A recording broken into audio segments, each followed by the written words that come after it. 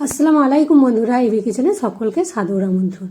আজকে আমি তৈরি করে দেখাচ্ছি রেস্টুরেন্টের মতো চিকেন স্যুপ। এখানে আমি চিকেন নিয়েছি 300 গ্রামের মতো, আর হাড় আর মাংস দুটো মিলিয়ে নিয়েছি, আর শীতের কিছু সবজি নিয়েছি। বিনস নিয়েছি, গাজর, বাঁধাকপি, ক্যাপসিকাম আর মটরশুঁটি।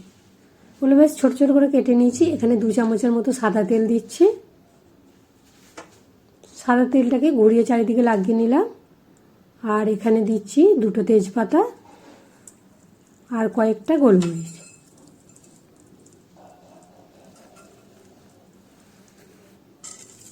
এগুলোকে দিয়ে কিছুক্ষণ ভেজে নেব, কয়েক সেকেন্ড নেব ভেজে।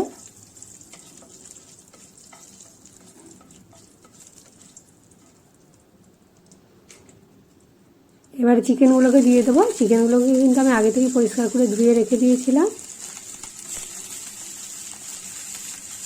চিকেন নেওয়ার সময় এরকম হাড় আর মাংস মিলে নিতে হবে, তাহলে হাড় নিলে হাড়ের যে চর্বি ভাব বা যেটা তেল তেল মতো থাকে সেগুলোকে বের হলে স্যুপের টেস্টটা আরও ভালো হবে। শুধু মাংস নিলে টেস্টটা অতটা ভালো হবে না। তাই এখানে আমি চিকেনগুলোকে বেশ ভালো মতো একদিকটা লাল হওয়ার পরে উল্টে দেব। হালকা কালারটা এসছে, এবারে উল্টে দিচ্ছি। তাহলে যে সকল বন্ধুরা আমার ভিডিওটা দেখছেন, যদি ভালো লাগে একবার বানাবেন, বানিয়ে যদি ভালো হয় তাহলে অবশ্যই আমার ভিডিওটা একটা লাইক দেবেন, আর বন্ধুবান্ধবদের সঙ্গে বেশি বেশি করে শেয়ার করবেন। নতুন যদি বন্ধু হয় অবশ্যই আমার চ্যানেলটা সাবস্ক্রাইব করার অনুরোধ রইল। পাশে থাকা বেল আইকন আছে, সেটা টাচ করে দেবেন, তাহলে যখনই আমি নিত্য নতুন ভিডিও ছাড়বো আপনাদের কাছে নোটিফিকেশান চলে যাবে। চিকেনগুলো কিন্তু আমার উল্টে পাল্টে দুদিকই বেশ কালার চলে এসছে। স্যুপের পরিমাণ কতটা হবে সেইভাবে পানিটা দিতে হবে। তাই এখানে আমি হাফ লিটারের একটু বেশি স্যুপ করব, সেই কারণে এখানে 1 লিটারের মতো পানি দিচ্ছি। 1 লিটার ফুল পানি দিয়ে দিয়েছি। এবারে এটাকে ফুটতে দেব, আর প্রথমে হাই ফ্লেমে রাখবো। ফুটে আসার পরে তারপরে গ্যাসের ফ্লেমটা একটু মিডিয়াম করে দেব। আর এখানে লবণ দিয়ে দিচ্ছি, যাতে চিকেনে একটু লবণটা বেশ ভালো মতো ঢুকে যায়।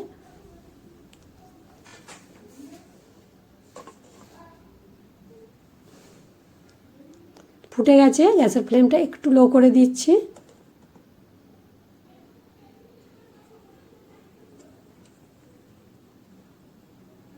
এইভাবে কিছুক্ষণ হয়ে যাওয়ার পর চিকেনগুলো বেশ ভালো মতো সিদ্ধ হয়ে যাবে, আর এখানে যে পানিটা দিয়েছিলাম ফুটে সেটাও অনেকটা কম হয়ে যাবে। হাফ লিটারের একটু বেশি থাকবে। বেশ কিছুক্ষণ হয়ে গেছে, চিকেনটা ভালোই সিদ্ধ হয়ে গেছে। এবারে আমি চিকেনটাকে তুলে নিচ্ছি।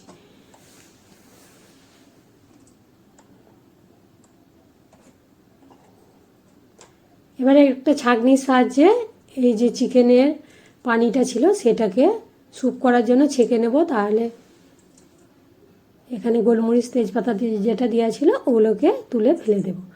আর পানিটাও আমার বেশ ছাঁকা হয়ে গেছে, হাফ লিটারের থেকে একটু বেশি আছে। এবারে ওই পানিটাকে আবার ওইখানে দিয়ে দিলাম কড়াইয়ে, আর এর মধ্যে কাঁচা সবজিগুলো দিয়ে দিচ্ছি সব একে একে। কাঁচা সবজিগুলো দেওয়ার পরে এখানে আমি কিছু দেবো, মানে বেশি মশলা কিছু ব্যবহার করব না এখানে।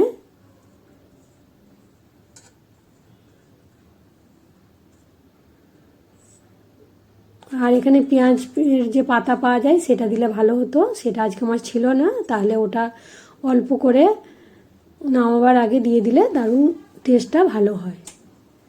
তো এখানে আর একটু আগে লবণ দিয়েছিলাম বলে হাফ চামচ লবণ দিলাম, আর হাফ চামচ গোলমরিচ পাউডার দিলাম, 1 ঢাকা ভিনিগার দিলাম, আর 1 চামচের মতো সয়া সস দিলাম।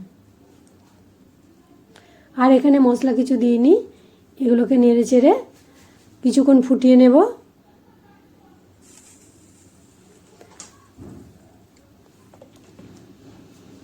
ঢাকা দিয়ে দিলাম, ঢাকা দিয়ে ফুটে গেছে।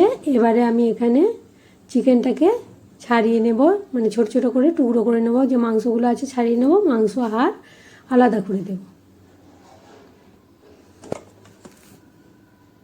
এখানে স্যুপটা আর একটু ফুটাক, আর সবজিগুলো একটু ভালো সিদ্ধ হয়ে যাবে।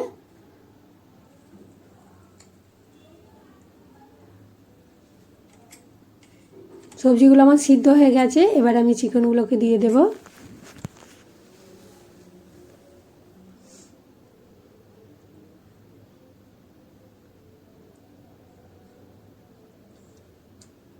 সবজিগুলো সব সিদ্ধ হয়ে গেছে।